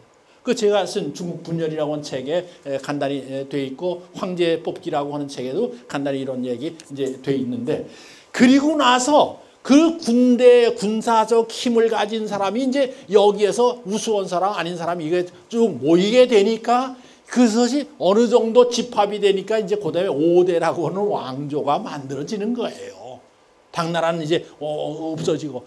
그러니까 사실 알록산과 사사명의 난이 있는 755년에서 959년 5대가 이제 끝날 때까지 근 200년 동안은 분열의 시대라고 우리가 얘기할 수밖에 없습니다. 자, 그러면 북송이 200년간의 혼란과 분열을 마감하고 왕조가 됐습니다. 송나라가. 이제 통일 왕조가 겨우 됐습니다. 물론 10국을 멸망시킬 때까지는 960년에 다 되는 건 아닙니다. 978년까지 이제 가서 겨우 이제 5대 10국을 다 통일하는데, 그렇게 되기까지는 그래도 괜찮았는데 이것이 960년 한 100년 지나온 사이에 말하자면 북송으로서 감당할 수 없는 국제적인 상황에 빠져나갑니다. 자, 보시죠. 자, 그러면 이 북송이 5대 10국을 하는 동안에 그 군사 세력들이 만약 자기가 중국 내에 헤게모니를 찾기 위해서 하는 방법이 있습니다. 이웃에 있는 다른 족속들의 힘을 빌리는 겁니다. 그 가운데 가장 커다란 것이 거란의 요나라죠. 요나라. 그래서 요나라가 저렇게 커다랗게 되고 그 옆에 서쪽으로 서하가 있습니다. 그것이 나머지 이제 북송이 이렇게 돼 있습니다. 그 이제 요건 현재 중국 판도를 가지고 이제 그린 거기 때문에 다른 건데, 한데 요 북송이라고 하는 이제 판도는 요 정도 되고, 그리고 여기에 서하가 있고 여기에 요가 있고, 이것이 직접적으로 전쟁을 하거나 싸우거나 이럽니다. 그 요나라가 이제 들어오니까 중국에서 이제 문제가 이걸 어떻게 막느냐. 여러 가지 논리가 많이 있습니다. 어떤 사람은 이래, 야, 그놈들 말이야, 돈 좀 퍼줘.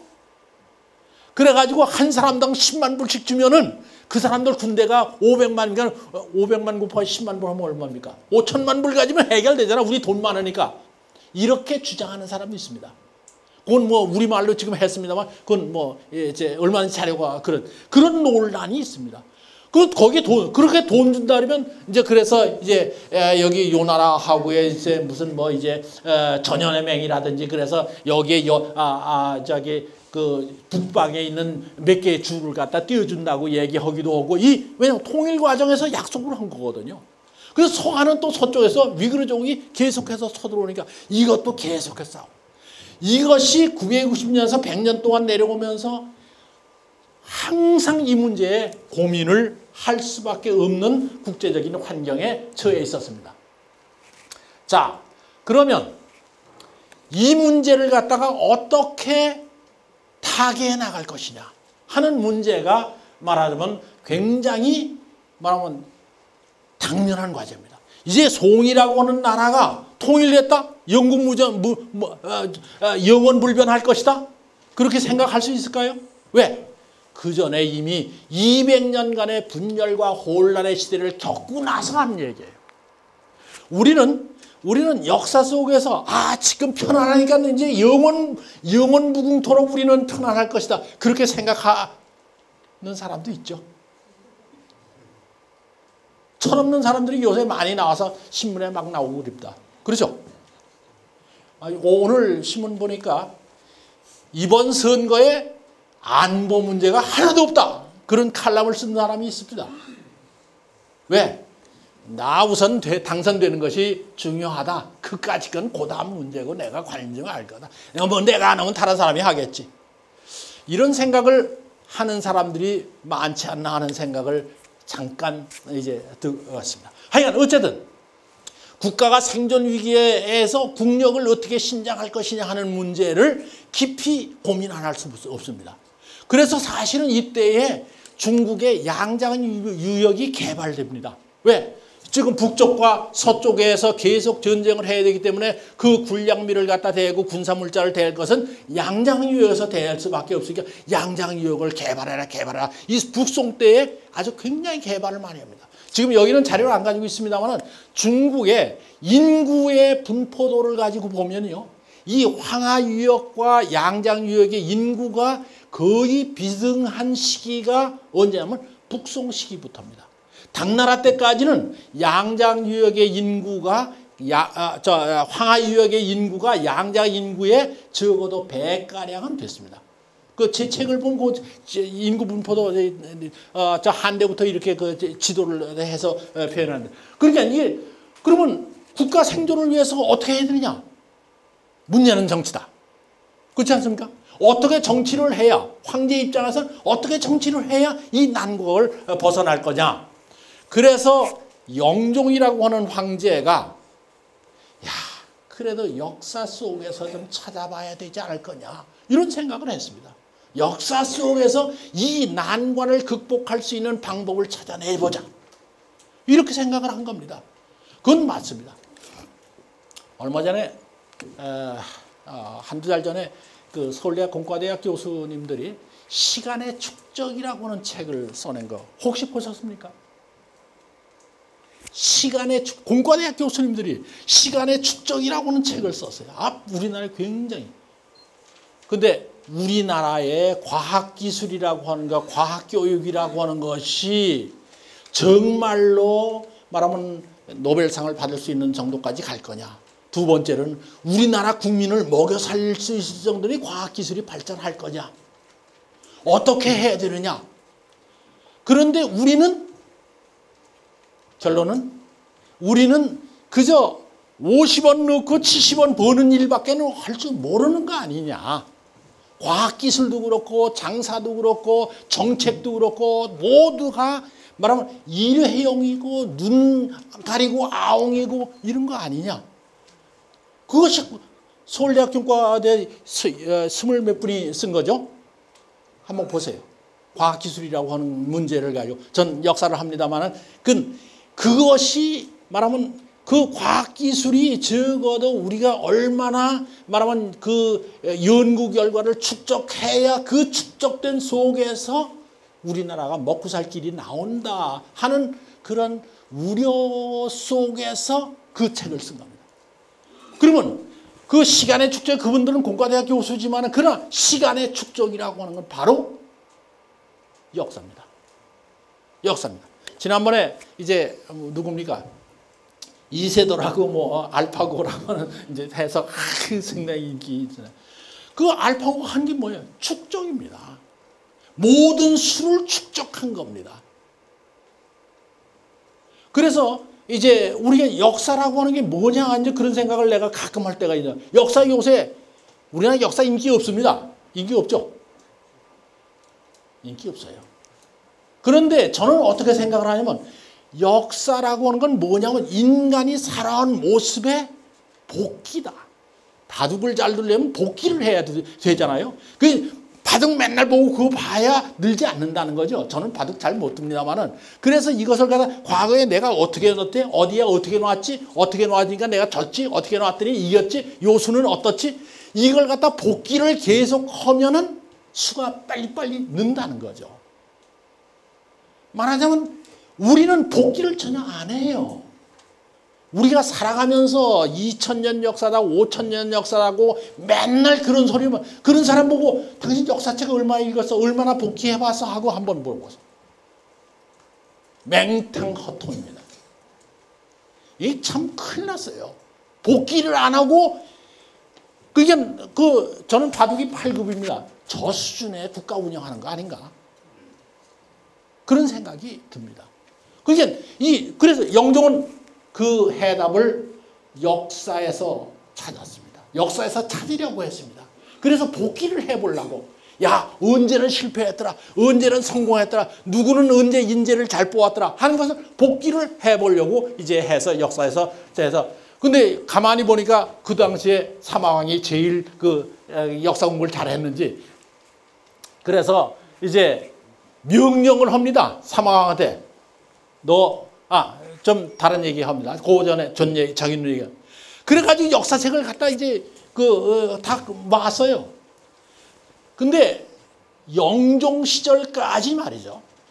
이른바 사마천의 사기, 한서, 후한서, 삼국지 등등등등 해서 신당서, 신오대사 뭐 이까지 해서 그때까지 이른바 정사라고 하는 것이 16종이 나왔습니다. 현재까지는 25종이 나와서 25사라고 얘기를 합니다. 근데 북송 때까지 16개. 근데 평균 제가 따져보니까 한 종류에 100권씩 나왔어요. 그러면 1600권을 읽어요. 정사라는 거. 정사라는 게 1600권. 자, 1600권을 갖다 놓고 자, 그때 어떻게 해서 성공을 했지? 어떻게 실패했지? 역사에서 본 복기를 좀 해보려고 하니까 여러분 좀 시간에 294권 읽기도 힘든데 1600권을 읽고 역사를 정치를 하겠다고요? 이건 거짓말입니다. 그러니까 역사책이 어떤 역사책이냐? 읽히지 않는 역사책, 백과사전 같은 역사책이 정사입니다. 그런데 우리는 정사, 다른 역사라고 하는 단어에 현혹돼 버리고 맙니다. 그러니까 자치통감 그 정사 속에 안 들냐? 당연히 아니죠. 25사 속에 안 들어가는 거죠. 물론 정사를 넣는 사람도 있습니다만은 당연히 아니죠. 그 정사라는 단어에 현혹돼 가지고 이걸 갖다가 하고 있다는 거예요. 그 1600권을 갖다가 읽으라면 이거는 백과사전 그거 무슨 네이버나 다음이나 이렇게 해서 토탈에 가서 그거 찾아보는 거나 똑같은 거예요. 결국 읽히지 않는 역사예요. 책은 실어해 놓는 역사, 참고용 역사밖에 안 돼요. 자, 그래서 대표님께 차마천의 사기가 이제 그 130권인데 이쪽에 해서 1000권인데 그러면 이제 역사에서 우리가 정치에 필요한 그러한 그 지혜를 찾고자 한다 그러면 읽히는 역사가 필요하다. 읽히는 역사, 읽히지 않는 역사는 그것은 그냥 백과사전이고 그래 공부 열심히 책 찾아와라. 어디가 있어요? 우리 도서관에 백만장서가 있다. 백만장서 있으면 그거 뭐합니까? 읽히지 않으면 소용없는 거 아닙니까? 근데 지금 백만장서 자랑하고 있는 사람이 한둘이 아닙니다. 읽히는 역사책이 필요하다. 그러니까 새로운 형태의 역사책이 필요하다. 두 가지입니다. 읽히는 역사책이 필요하면 그 새로운 형태는 말하면 어떤 역사책이 되느냐. 그래서 사막모 이제 쓰라고 그랬죠. 그래서 여기에서 쓴 것이 편년체의 부활. 편년체라고 하는 말은 시간의 변화에 따라서 거기에다 사건을 기록하는 것을 편년체라고 얘기를 합니다. 그런데 이 사마천의 사기라고 하는 정사는 우리가 보통 기전체라고 얘기합니다. 기전체란 말은 기라고 하는 것은 황제의 기록을 제기라고 얘기합니다. 그리고 유명한 사람의 전기를 갖다 많았기 때문에 열전, 전기를 많았다. 이런 얘기입니다. 그러니까 그 두 개를 합하면 제기와 열전을 합해 보면은 기전이 됩니다. 그래서 우리가 보통 기전체라고 얘기를 하고 이걸 정사체라고 우리가 얘기를 하는 거죠. 그러나 이것은 문제가 있습니다. 기전체는. 이런 얘기하면 이제 어떻게 할지 모르면 제가 애들을 기를 때 초등학교 다닐 때는 위인전을 읽힙니다. 근데 위인전을 읽히는데 중학교가 조금 넘어가면 위인전 안 읽습니다. 왜? 그 사람이 훌륭하면 그런 거지 뭐. 말하면 역사라고 하는 것이 하나의 유기체적으로 말하면 변한. 그 중국이라고 커다란 유기체가 쭉 내려오는 거예요. 그걸 갖다 따로 띄워놔요. 팔은 팔대로 띄워놓고 다리는 다리대로 머리는 머리대로 띄워놓고 써놓은 것이 이렇게 분류사로서의 기전체입니다. 그렇죠? 자, 한번 제가 예를 들어서 이해가 잘 안 되시면은 오늘 여러분들 참 오늘 저로서는 아주 대단히 기분 좋은 날이고 여러 어른들 만나니까 좋은데 그래서 저는 오늘 가서 일기를 씁니다. 오늘 중국문화관에서 이러이러한 것에 이런 분들이 참석해서 오늘 강의를 했는데 기분이 좋다. 들으시는 분 가운데 여기서 100몇 분 가운데에서 최소한도 30분 정도는 오늘 가서 일기를 쓸 때 아 오늘 고나무계라고 하는데 거기 갔더니 뭐 이런 얘기를 했다. 일기를 씁니다. 오늘 이 상황을 나중에 그렇게 열전 속에서 찾아보려고 하면은 내가 쓴 것과 또 여러분 가운데 30분이 쓴 거, 30여 명이 쓴 일기를 전부 뒤져봐야 요 상황이 어느 정도 그려집니다. 만약 시간별로 쓴다면 이것은 2016년 4월 5일 날 7시부터 저녁 7시부터 9시까지 여기 강의해서 여기서 참석자는 누구누구고 얘기는 이런 얘기를 한번 딱 쓰면 끝나요. 40분을 읽어야 되는 얘기를 한 번으로 끝나는 것이 천년체의 장점입니다. 동시에 그것은 모든 것이 시간에 따라 종합적으로 움직여 나가기 때문에 유기체를 볼 수 있는 가장 좋은 방법입니다. 그게 우리나라의 역사에 이 사학사라고 하는 건 이제 우리나라도요. 세종 때에 고려사를 쓸 때 고려사를 이게 기전체를 쓸 거냐 편년체를 쓸 거냐 하는 논의죠. 그 세종은 역사의식이 있으니까 편년체를 써라. 근데 신하들이 거기까지 들어가기 보니까 고려사라고 하는 기전체를 써요. 그리고 얼마 있다 다시 고려사 절여라고 하는 편년체를 써나갑니다.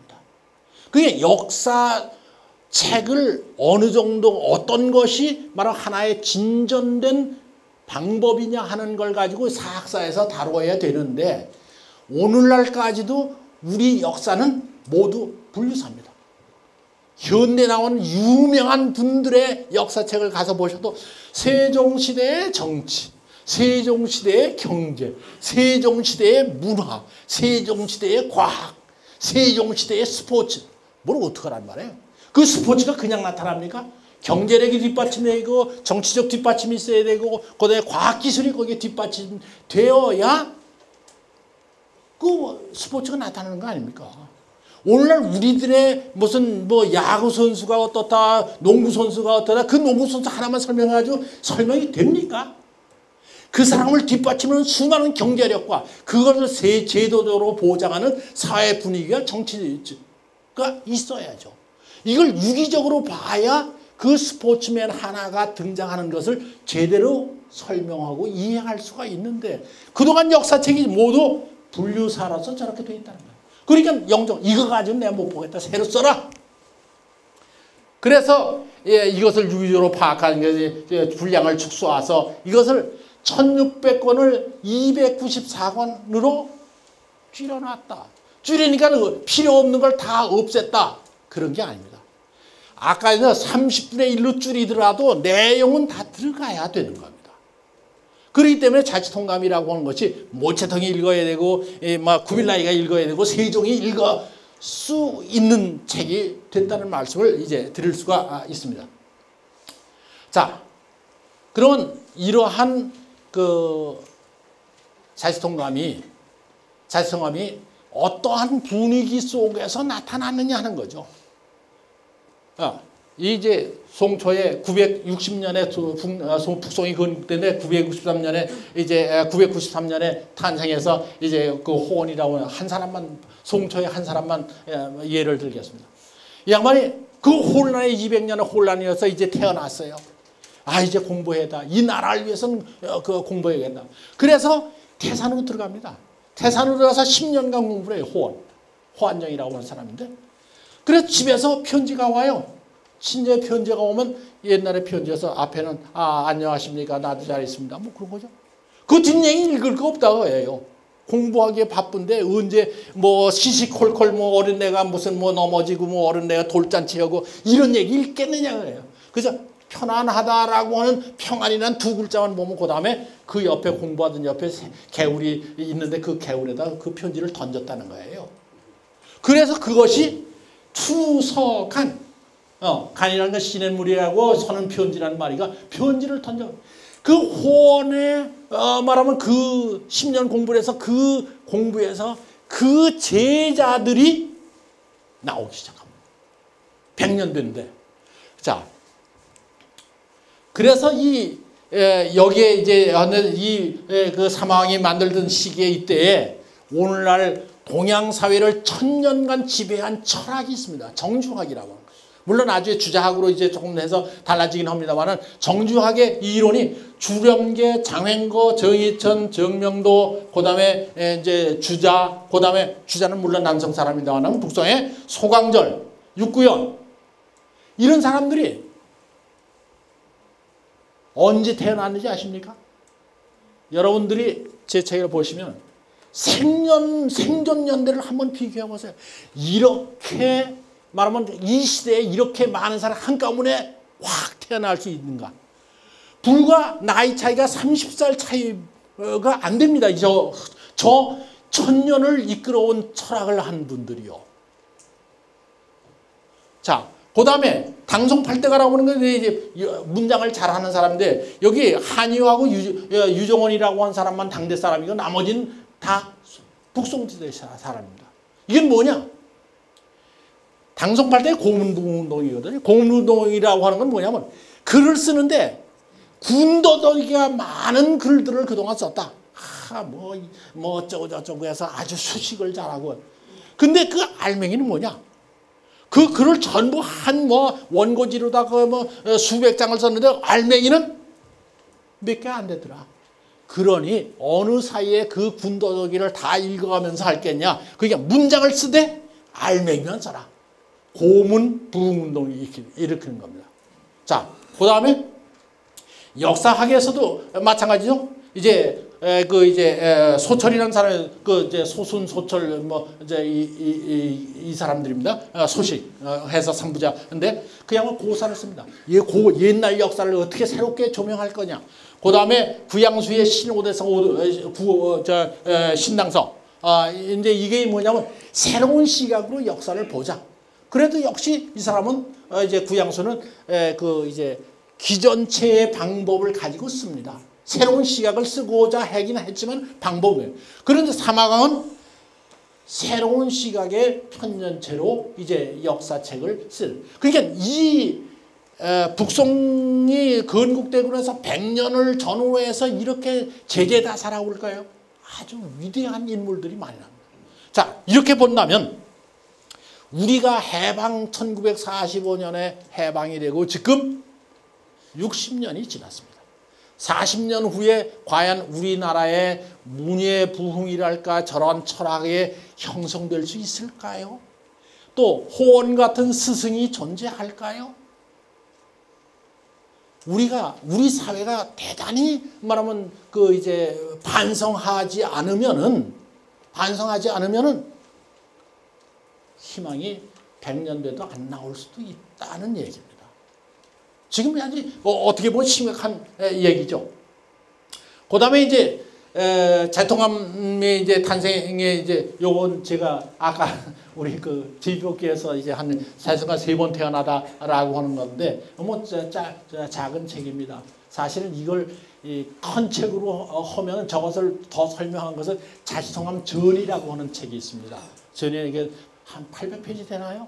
그것이 자성함이 어떻게 탄생한. 그래서 이런데 주희 때 오면 이 자성함 294권을 갖다 69권으로 이제 줄여서 강과 목 말하면 그 강과 목을 어떻게 해가 줄기와 설명문 뭐 이렇게 얘기는 강과 목으로 정리해서 69권으로 이제 만들어 나갑니다. 그런데 이 경전의 문제가 이제 그런데 주자학을 하는 분들은 이 자지통감 강목에 매여 있습니다. 그런데 이건 이제 완전히 종교화한 거죠. 종교화한 겁니다. 그러니까 이제 말하면 그것이 믿음이 강하면 이제 종교화돼. 그 역사책이 종교화 경전화하는 것은 뭐 성경도 마찬가지고요. 성경도 마찬가지잖아. 불경도 마찬가지입니다. 따지고 보면 그 역사가 경전화하는 거죠. 근데 이제 중국에서 주자학이 경전으로 끌어다 쓴 책이 뭐냐면 자지통합니다. 물론 이제 조금 다른데 그건 이제 설명을 좀 해야 될 기지입니다만은 이제 그래서 이렇게 되나고 정치가들이 애용을 합니다.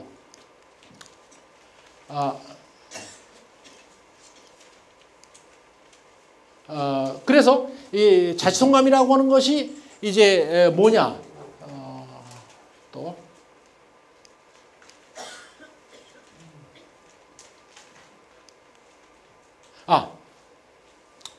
이 얘기를 좀 아까 빼놓고 온 것 같아서 다시 올렸습니다. 그런데 아까 이제 그 영종이 이제 사망 보고 그럼 읽을 수 있는 책을 이제 이제 써라. 그 명령을 받아요. 명령을 받아가지고 2년에 걸쳐서 전국시대하고 진나라 통일 때까지 8권을 갖다가 이제 쏩니다. 근데 그때 명령을 한 영종은 이미 돌아가시고 그 뒤를 이은 신종이 이제 신종이 이분입니다.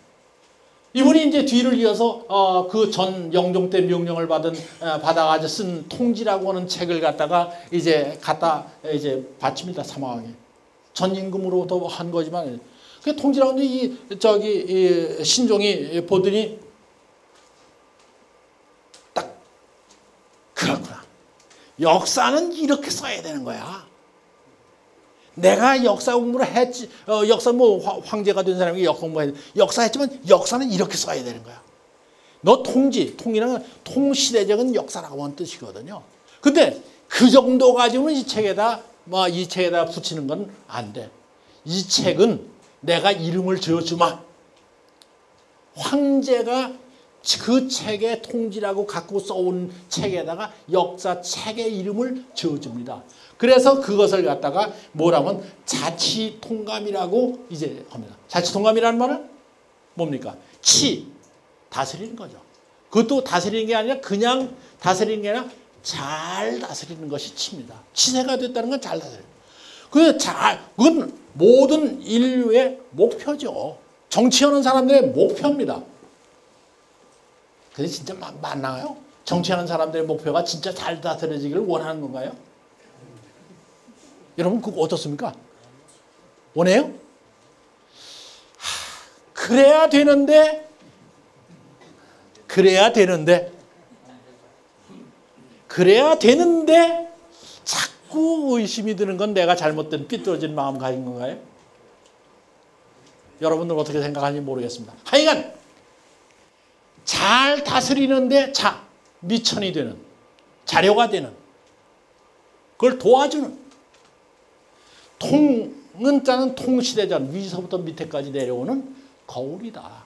그게 왜냐하면 이 역사라고 하는 거에 그 과거에는 비행기가 없었고 요새는 비행기가 있는데 그 역사가 어떻게 같으냐.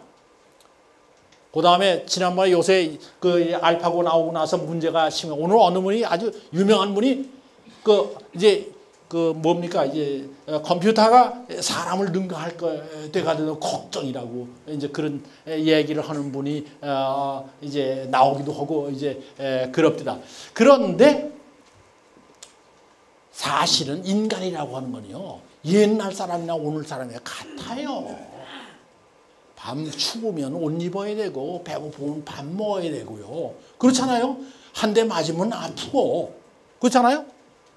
누구한테 다른 소리 들으면 기분 나쁘고 그 옛날 분들이랑 오늘날 분이 똑같은 겁니다. 다르다고 자꾸 생각을 하는데 다른 건 우리가 쓰는 도구가 다른 거예요. 그 알파고 얘기 나왔을 때 어떤 분이 지난번에 만났는데 이제 인간이 어떻게 되지? 그 인간 주먹보다 강한 게 뭡니까? 벌써 많이 나왔죠. 칼이 나왔잖아요. 총이 나왔잖아요. 그래도 인간이 그걸 지배하지, 이제 칼을 지배하는 거지. 주먹보다 강한 칼이 나왔다고 해서 칼이 인간을 지배하지는 않습니다. 그런 점에서 인간의 문제거든요. 그래서 인간 옛날 사람 오늘 사람 똑같아요. 그 도구를 사용하는 것이 방법이 다르다 뿐이에요. 그러면 우리가 앞으로 어떻게 살아야 되느냐 하는 얘기는 누누이 얘기합니다만 이러한 역사 속에서 말하면 찾아나갈 수밖에 없다. 인간이 같으니까. 추우면 옷 입고 더우면 옷 벗고 배고프면 밥 먹고 옛날 사람이 같아요. 그것은 현상을 맞이하면서 어떤 장애에 부딪히면서 우리가 거기서 대응하는 방법을 우리가 그 속에서 찾을 수 있습니다. 그러니까 역사책이라고 하니까 옛날 게 아니라 그것이 오늘날 우리들에게 주어주는 말하면 지혜가 그 속에 있습니다. 알파고 얘기를 했습니다만 수많은 말하면 바둑의 그 수들이 많이 있습니다. 수백 번, 수천 번 둔 것이 알파고 속에 다 들어갔어요. 그 컴퓨터로 쫙 계산해서 여기도 오라 그렇게 나왔습니다.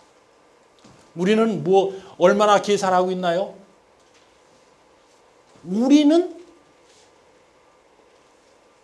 우리가 삶을 살아온 그런 수많은 수가 있어요. 바둑의 수처럼 많은 수가 있는데 그 수를 얼마나 읽고 있느냐. 역사의 옛날 얘기 그만둬. 그 속에 아까 얘기했던 복귀의 수가 존재하는데 그거 버렸습니다. 어떤 사람들은 역사를 버린 민족은 민족이 없다. 민족주의 쪽으로 열려하는데 그럴 수도 있고 아닌데 전 그건 잘 모릅니다. 적어도 바둑을 두면서 내가 어디다 둬야 될까 하는 지혜는 민족과 연결하죠. 자기 개인을 가지고 얘기한다고 하더라도 복귀를 좀 해봐야 되는 거 아니냐. 복귀를 해봐야 되는 거 아니냐. 역사책 속에서 찾아볼 수 있는 거 아니냐 하는 얘기를 하는 겁니다. 자, 그런데 이제 자치통감이라고 하는 치자가 들어가니까 정치다. 그래 양계초라고 하는 중국의 근세의 이제 사상가가 존재했습니다. 그분이 뭐라고 얘기했냐면 이게 시간 빨리 넘어갔습니다. 뭐라고 했냐면 그 황제의 정치 교과서다. 그거 가지고 황제만 읽으면 되는 거. 정치라고 하는 건 우리 박지영 교수님이 여기 나와 계신데 정치가 뭐냐? 갈등을 해소하고 그 다음에 그것을 어떻게 해결하며 조정하고 그리고 올바르게 다스리는 게 정치다. 그렇게 되어 있습니다. 그래서 그것을 제대로 하면은 정치가 되는 거예요. 그것은 가정사에도 그렇고 부부간에도 그렇고 그다음에 한 사회에서도 그렇고 전체적으로 국가에도 그렇습니다. 그런데 우리는 갈등이 갈등으로 말하면 그걸로 그치는 거예요. 정치가 없는 거죠. 가정에도 정치가 없고 국가에도 정치가 없고 사회에도 정치가 없습니다. 정치 모르는 사람이 자꾸 이런 얘기를 해서 죄송합니다만은 진짜 갈등이 많으면 많다는 것은 정치가들이 몽땅 다 책임을 져야 되는 문제입니다. 그렇잖아요? 자,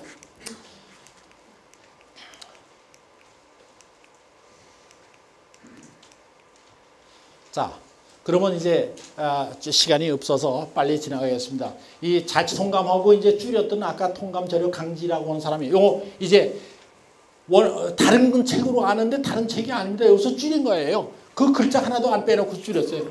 위에 이제 원문, 자치통감 원문은 이렇게 썼는데 강목에서는 요 주자 하나만 더 넣었어요.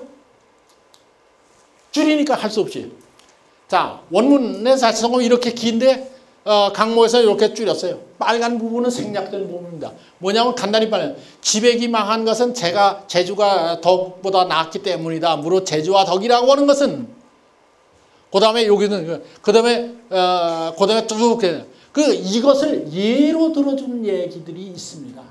이해하기 좋게 그랬는데 이 예를 갖다가 전부 다 잘라 먹었습니다. 그런 것이 제주가 덕이라고 하는 건 제주에 말하면 우두머리다 장수다 그렇게 했는데 왜 그러냐 하는 예를 들었어요. 운몽에는 대나무가 나는데 대나무라고 해서 다 좋은 화살이 되는 게 아니냐. 거기다 깃털을 붙이고 거기서 촉을 붙이고 그래야 강한 이제 방패를 뚫을 수 있는 거다. 쇠가 난다고 해서 그 쇠가 이제 모두 강한 거냐. 그 얼마나 단련을 해야 되는 것이다. 이런 예를 들어가면서 제주와 덕이라고 하는 것을 설명해 놓고 있습니다. 근데 그걸 쑥 빼버렸다. 이제 그런 얘기죠. 절여도 마찬가지인데 절여도 아까 설명한 대로 이렇게 줄였습니다.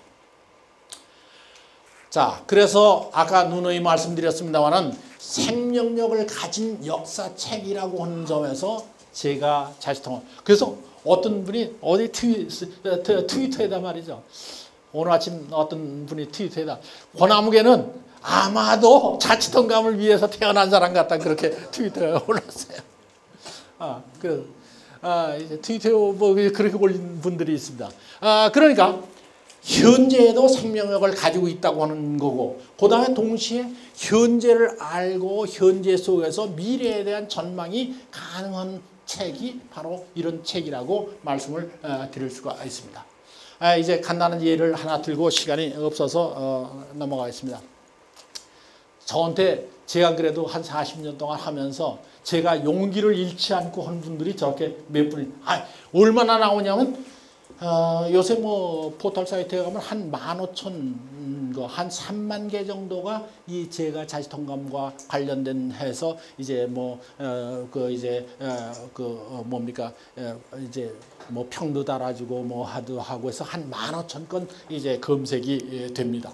그 가운데 이제 재밌는 게 하나 있어요. 이게 어느 분이 쓴 건지 모르겠는데 그래서 제가 가서 좀 절을 해야 되겠네. 위에 거 이제 쭉 쓰더니 나 존경심의 눈물이나 아마도 번역하지 않은 자치통감 번역을 위해서 퇴직까지 살아가 책을 냈다니 책 팔아서 다음 권 출판비 마련하신단다. 서점에 가서 한 권 사드리자. 권중달 교수님이 망하면 우리는 영원히 자치통감을 읽지도 못한다. 한문으로 읽는다고? 중국 사람도 한문이 어렵다고 한대 한어를 번역하고 있는 마당에 한문으로 잘 또 읽겠다. 이제 이런. 그래서 어느 분인지 몰라도 고맙다고 해야 될지 뭐 어떨지 모르겠습니다. 하여간 저런 글도 올리고 있습니다. 그다음에 거기 어디 보니까 이제 변호사님이신데 누구라고는 얘기를 안 했습니다. 하여간 올라와 있는 거니까 자치통감 읽는 명품 변호사. 자기가 나는 변호사가 그냥 변호사가 아니다. 명품 변호사다. 그리고 타이틀도 이제 걸고 있어요. 그러면서 가끔 자기 글에다 계포와 정공 누가 오른가? 이건 뭐 다 아시는 얘기입니다. 그러니까 이제 유방이 항우하고 싸울 때 이제 계포하고 정공은 전부 이제 항우거든요. 그런데 계포는 아주 그냥 유방을 굉장히 괴롭혔죠. 정공은 한 번 만났는데 위기에 처했을 때, 너도 저기 좀 봐줘 그랬더니 정공이 그래 봐주고 그래서 유방이 살아나서 이제 나중에 항우한데 그런데 나중에 유방이 항우를 죽이고 통일했습니다. 그때 이제 논공행사를 해야 돼요. 논공행사를 할 때 자, 이 계포라는 놈 예전에 날 굉장히 괴롭혀서 이놈 잡아라. 내가 잡아 죽이겠다. 그런 얘기를 하니까 이제 옆에 있는 사람이 당신 그렇게 하면 안 되지. 그건 전쟁 때 항우의 부하가 항우를 위해서 당신 괴롭히는 것은 너무나 당연한 건데 그걸 당신이 정말 그래서 그렇구나. 그래서 계포는 불러다 이제 관직을 주고 전공은 한번 살려줬어요. 목숨의 은인이죠. 저놈 주인 배반하는 놈 잡아 죽여. 그런데 이 명품 변호사가 이 예를 들어가지고 이제 거의 자기 글에 쫙 요새 어떻게 해야 되느냐. 그러면서 이제 자기 나름대로 이제 고민을 한 얘기를 이제 읽었습니다. 뭐 이건 또 하나 더 얘기하겠습니다. 정주영 선생 뭐 다 아시는 우리나라 이제 산업의 아주 선구자라고 볼 때 거의 초등학교밖에 안 나왔다고 막 무시하는데 그분이 그냥 그런 분이 아니에요. 이 얘기를 헐면 길겠지만은 보통 학교 시절에 다 읽었습니다. 그 가운데 자치통감을 읽었어요. 그냥 그렇게 된 거라고 이게 뭐 대학 졸업장만 가지면 지혜로운 거 아닙니다. 예. 그 다음에 MBC 사후의 카페에도 뭐 이런 글들이 쓰여 있습니다. 어쨌든 그래서 이제 시간이 다 됐기 때문에 이제 제가 여기서 말을 마치겠고 이제 요거는 이 자치통감을 왜 이러냐? 우리나라 먹고 살 거리가 여기서 나온다고 저는 보는 겁니다. 왜? 스토리텔링 하는 거예요. 2만 개의 얘기가 있다. 이제 스토리에는 국적이 없습니다. 그 이제 중국의 고전 뮤란이라고 얘기하고 이제 인도 아바타 이것이 미국에 가더니 이것이 영화가 돼서 뭐 수십만 달러, 수천만 달러를 갖다 벌어가고 있습니다. 중국 거니까 갖다 못 썼다고요? 뮬란 갖다 썼습니다. 인도 거니까 못 갖다 쓴다고요? 우리가 살아갈 수 있는 길이 뭐냐면 이 자치통감을 통해서 말하면 이런 문화산업을 일으키지 않으면 안 된다는 것이 제 생각입니다. 그 다음에 미국에서 이영산 미래산업은 결국은 과학기술이 발달하는 시간이 이제 노동 시간이 줄어들기 때문에 결국은 스토리텔링이 얼마나 중요한 미래의 말하면 산업이냐. 그 산업은 우리는 뭘 가지고 문화산업을 하겠어요? 저는 이거 갖다 쓰자는 거예요. 우리나라 재수 좋으니까. 자, 여기서 마치겠습니다. 다음 주 강의는 이것으로 하고 오늘 장시간 경청해 주셔서 고맙습니다.